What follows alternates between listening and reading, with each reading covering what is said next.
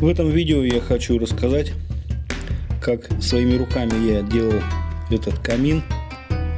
Был он мной изготовлен для студийной фотосъемки.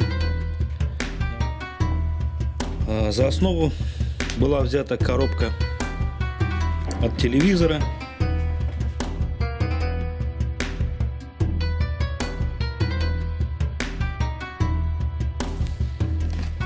С задней стороны ничем не обклеивал, как бы это и не нужно. С наружной стороны обклеил листами белой бумаги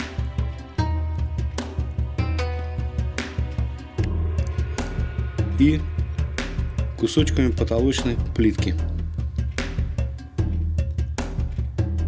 Между потолочной плиткой раскрасил золотистым фломастером.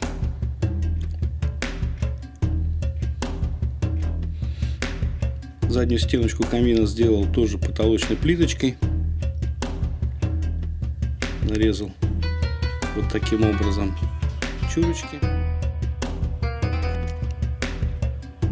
Верхнюю крышечку сделал из нескольких слоев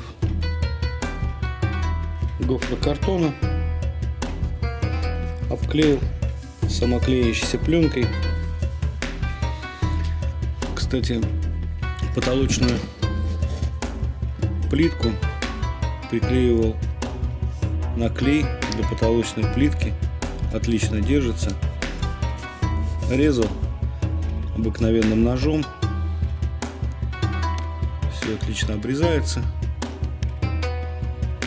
Можно взять канцелярский нож, тоже очень хорошо все режет. Может быть, кому-то мой опыт будет нужен. Для этого я и снял это видео.